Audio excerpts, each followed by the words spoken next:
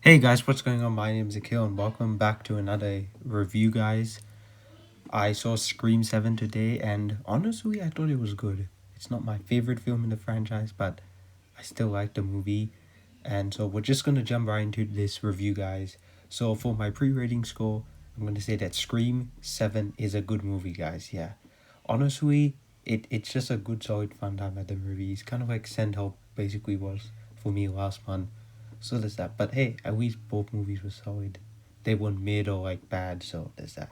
So jumping into the story without really spoiling too much.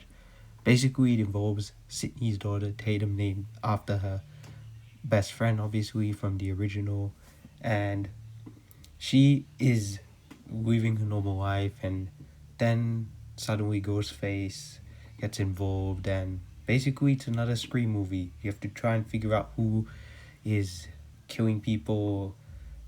Yeah, that's basically it. And if you've seen the Scream movies, you know they have a formula and all that. But this one tries to do away from it just a little bit. So there's that, but that doesn't take away, the enjoyment.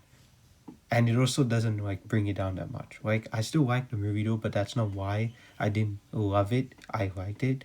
I love the last two. I love the first two, and I like three and four. But this one is definitely one of my least favorite ones. But it's still a good solid movie. So there's that. But yeah, it's another Ghostface killer, and that's all I can really say about it without spoiling too much. So there's that. Now going into the positives of the movie, I will say that the tension is there. Like Kevin Williamson does a great job directing this movie. Like the way he crafts tension, and like you kind of see the mask and then suddenly it just disappears. Like the tension is so felt, and there are times that the jump scares do work.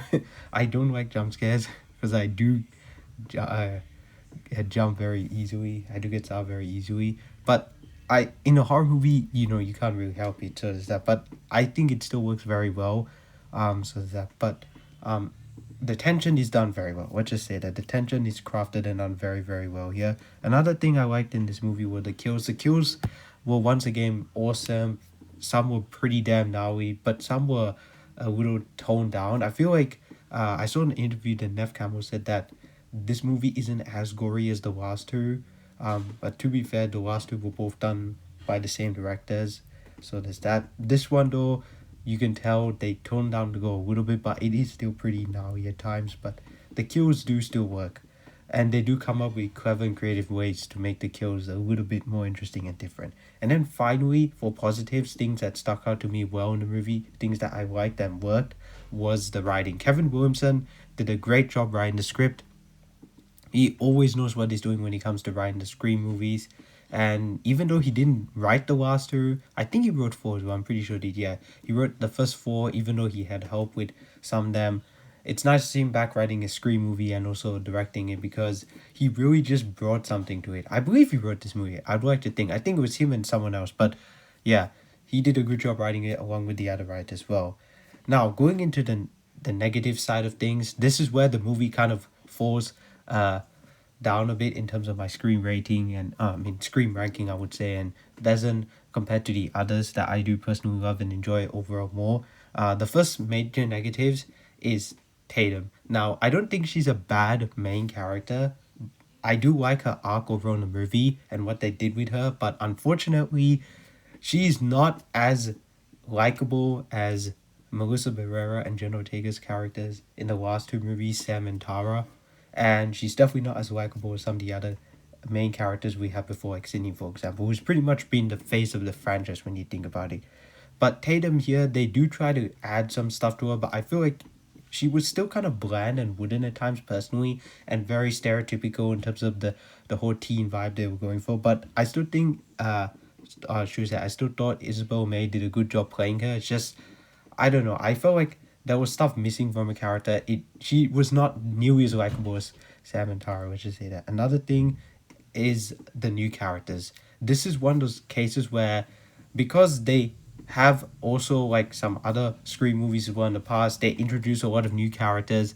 This is the first time that I feel like the new characters weren't as interesting. They were just there just to be there. Feel like they were just like, oh, I'm here, I'm in this movie, and I played this character, I played that character. The cliches and stereotypes are there, but they weren't that likable. Like at least in the last couple, they stand out a little bit more. But here, there is no core full vibe. It's just random new characters, and you're supposed to care as well and find them interesting and likable. But they don't really stay and with you that much. If I'm gonna be honest with you. And then what you asked for negatives is the ending reveal. I just thought it was so random. Like I don't know what I was expecting. And my friend who I saw it with today as well, was me and him.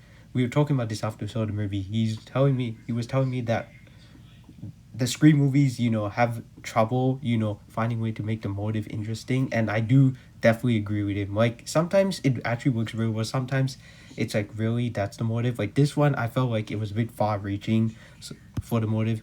So it's that. But overall, it's still a solid movie, guys. I still enjoyed myself. So yeah, Scream 7, good movie. If I were to quickly rank all 7 of them from worst to best, my ranking would be Scream 3, then Scream 4, then this one Scream 7, then Scream 2022, then Scream 6. Actually, sorry, Scream 6, then Scream 2022, then Scream, the original from 1996, and then Scream 2, basically. Scream 2 is still my favorite. I love that film. I don't care what anyone says. Maybe if I rewatch it, I'll feel differently, but for now, it's still my favorite. So yeah, but overall, guys, I like Scream 7. So as a final score, I'll give it a 7 out of 10. It's more of a 7.5 honestly, but I dug the movie. So that's that. But guys, there you have it. Those are my thoughts on Scream 7. Next up for reviews, I am planning on seeing The Bride, but for now, I don't know when. Hopefully sooner rather than later. And then Project Hail Mary comes out. So that's that. But guys, that's all I have to say for now. Thank you guys so much for watching. Don't forget to check out Scream 7. It's a fun time. Maybe not as fun as the others, but I think you guys will still enjoy it. So there's that. And also, I don't want to spoil about Matthew Lillard's involvement in the film because yes, he is publicly confirmed to be in it. But I will say, don't go in thinking what you guys are thinking. That's all I'll say that. I'll say about that. But guys, that's all I have to say for now. Thank you guys so much for watching. Don't forget to like, comment, and subscribe to my channel. My name's Akil, otherwise known as the Comic Director, and I'm signing out.